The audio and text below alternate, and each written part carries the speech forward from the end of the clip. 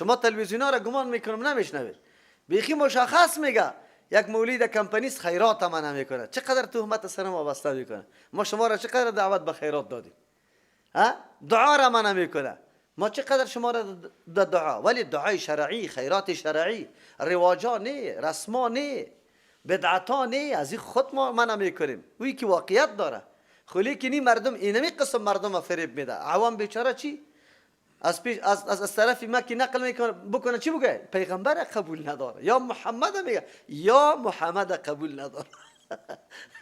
صحیح کنی کلمه را چطور جدا میکنه؟ یا محمد قبول نداره. به عوامی طور چی میده که محمد قبول نداره، پیغمبر قبول نداره. حالا که ما خو نظار قطشی داشتیم که یا محمد گفتن درست نیست، بیادبی در شان پیغمبر است. صحابه گاهی یا محمد استعمال نکرده، یا یهودی استعمال کرده، یا اعرابی استعمال کرده، یا منافق استعمال کرده کلمه یا محمد در شان پیغمبر. بجز از جبریل امین و الله واخو مکلف نیستن که چی به پیغمبر هر قسمی که الله وضع میکنه امور استعمال بکنه. لیکن در کسی که مکلف است، در مکلفین غیر از منافق و یهودی و اعرابی که آدم هیچ علم نداشت، پیغمبر یا محمد گفته، دیگه نگفته. لیکن یا چطور گل میزنه مردم عوامه؟ نمیگه که یا میگوین که کلمه یا محمد گفتن درست در شان پیغمبر نیست. اینطور نمیگن. چی میگن؟ میگن یا محمد قبول نداره. یعنی اینان محمد قبول. آلی که من محمد قبول، آفرین یا عوام، الله خیر بده که ما را زود نمیکشه. زود نمیکشه. وگرنه چطور؟ چقدر گپی عظیم است. انزل علیه ذکر من بیننا، چقدر گپی درست است. نازل کرده شده بالایش از ذکر و وحی من بیننا، در بین ما. تنها اینمی از کجا اعتبار داده شد؟ سردمداری و ملکی خود دست ماست، مالداری خود قط ماست. وحی سریزی بیا. یک. دوم اولیم در این زمان چی میگه؟ تنها همی دینه میفهمه، بس صدها مرتبه براتان نمیگه دیگه ملاها نیسته، یک امی ملا حدیثه میفهمه، یک امی ملا قرآن نمیفهمه.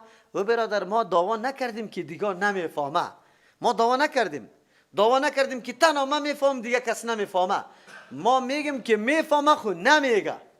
اینی قدر فرق است. بگویا فهمیدن و گفتن با هم ما دعوا نکردیم که میگیم فلانی نمیفهمه، نمیگه.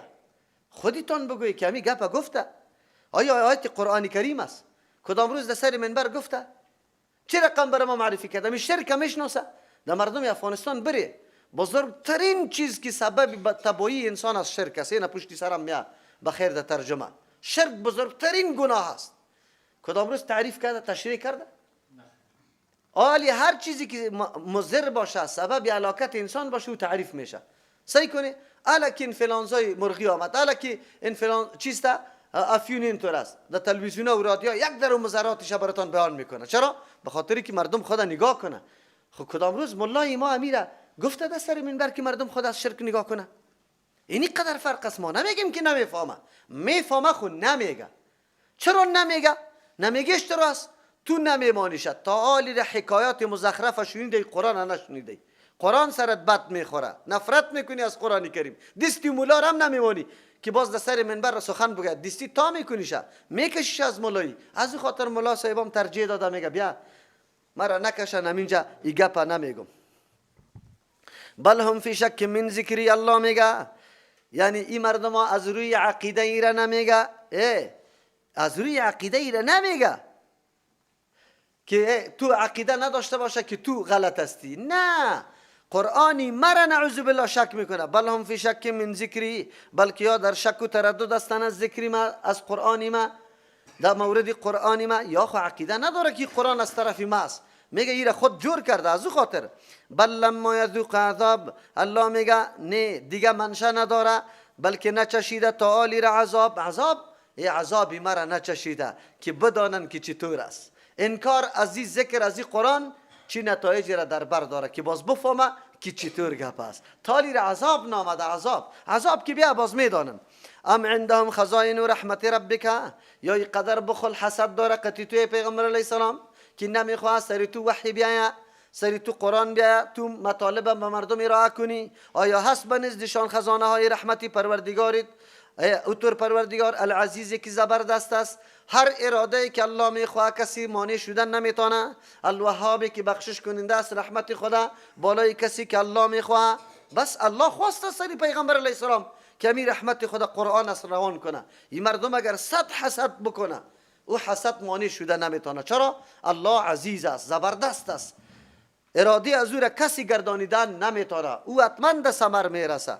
ام لهم ملک السماوات والارض، آیا در اختیار از یا پادشاهی آسمان ها و زمین است و ما بینهما آن چیزی که در بین زمین و آسمان است؟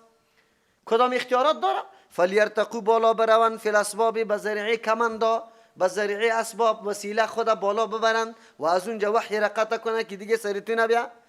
ایره مردم میگه زوری تا بزن، دستت خلاص، هر چی که از دستت میآیه. ایره میگه هر چی که از دستت میآ بکنه. این دین اینمی قسم ترقی میکنه، این دین اینمی قسم مردم دیش ایمان میاره، این دین غالب میشه. شما اگه هر قدر تو پیچ بخوره، ما یقین داریم این عقیده انتشار پیدا میکنه، این عقیده حاکم میشه، این عقیده را مردم میپذیره، ولو که خیلی جار و جنجال مردم دده میرا بندازه، سر و صدا، هیاهوی، تبلیغات، هر چیز که بکنه. من یقین دارم که عقیده رسیده نیست، در هر خانه انشاءالله رسیده نیست. عقیده قرآنی تو نمیمونه، خبری خود را داره، خود دستی از یا خلاص که هر چی میکنه بکنه. چی میتونن؟ نمیتونن. 100 نفر نه 10 نفر جور میشه، 10 نفر 10 نفری دیگر را جور میکنه، او 20 نفر 20 نفری دیگر را جور میکنه. خود به خودی عقیده در انکشاف است، حتما مردم میفهمن. سالا تا که در تاریکی بیفتن نفهمن کدام کار انجام میده و کدام کار انجام نمیده. ایره باید بدانن.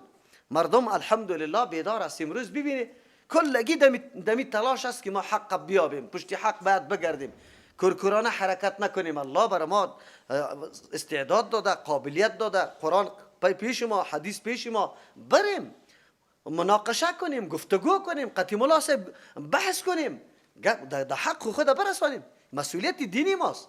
اگر در دنیا نقصان میشه خود تنها نقصان دنیاست. یک چند روز فقر و فاقگی را تیر میکنی، مشکلی است که نقصان آخرت ما خراب نشه که در بدر و خاک بسر شه. برای پیدا کردن راه حق باید در مورد دین انسان تلاش کنه، گرد بگرده، ببینه، تلاش کنه. گپی مرا قبول نکن، من برات نمیگم قطعا گپی مرا 100% قبول بکن، نه، گپی مرا وقتی قبول بکن که موافق کتاب الله و سنت رسول الله. هیچ کس بچه کاکایت از پدریت قبول نکن تا وقتی که موافق قرآن و حدیث نه.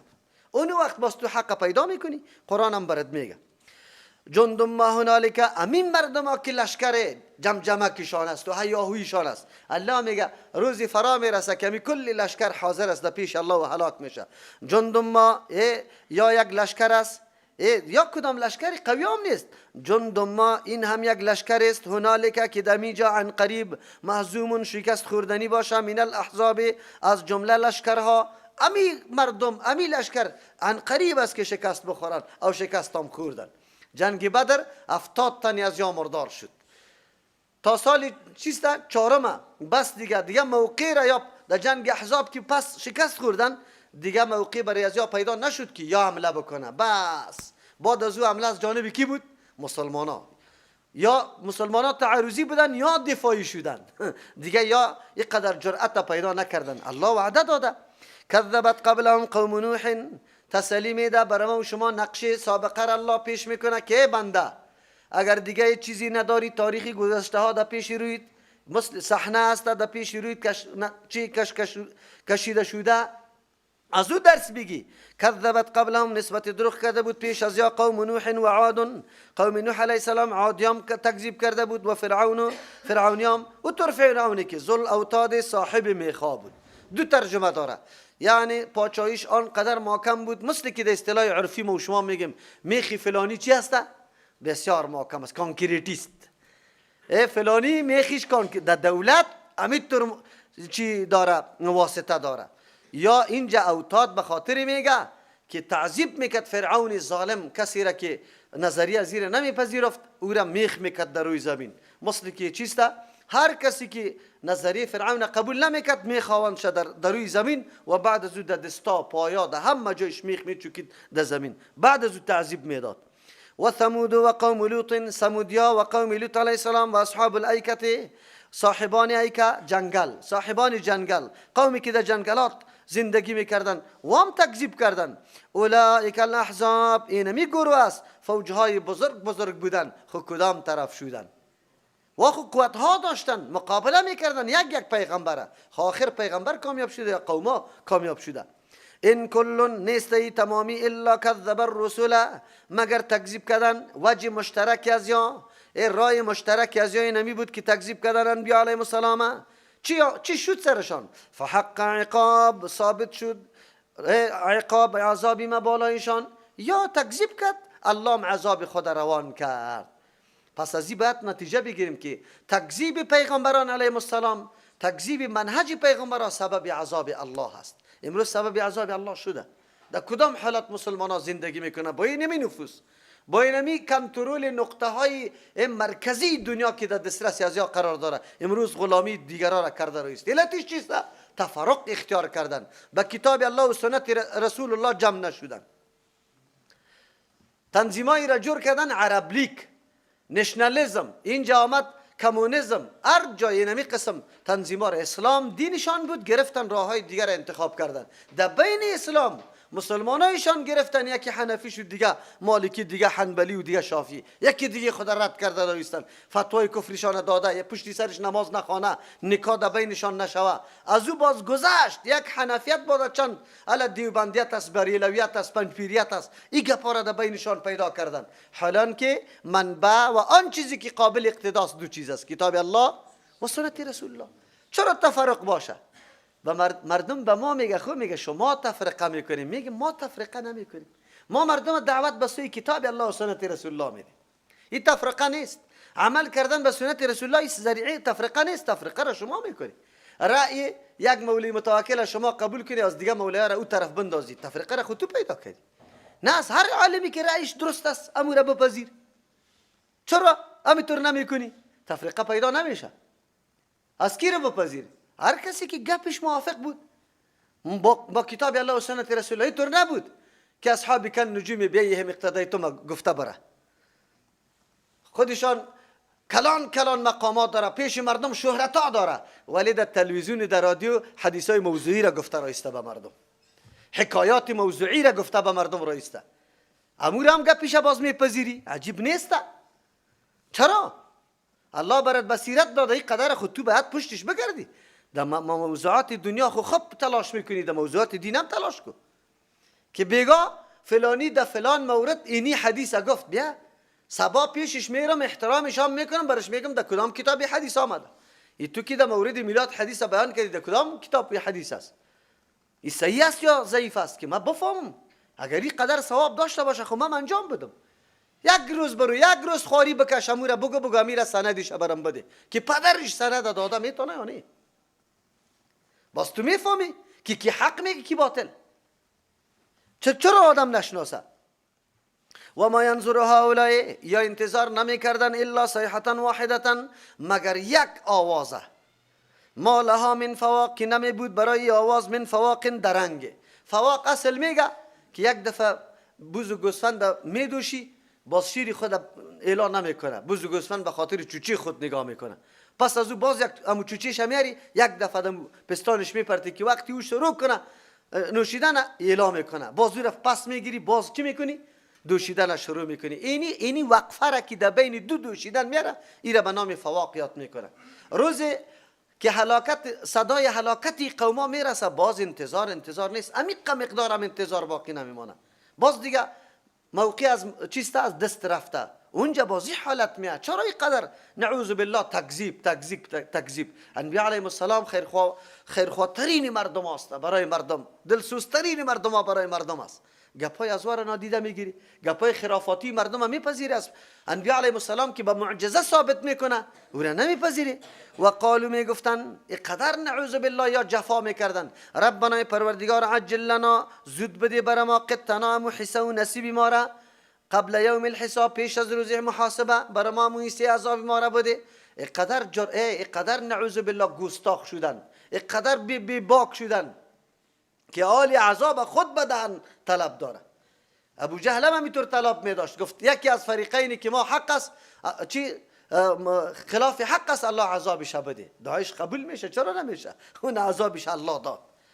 هر فرقه و طایفه هایی که نعوذ بالله گمراه بودن اینطور بی باک میشدن آخر الامر. چرا؟ به خاطر که گپای پیغمبران علیهم السلام را نادیده میگرفت. این را بسیار سطحی میدانست. امروز هم همین گپا را مردم سطحی میدانه.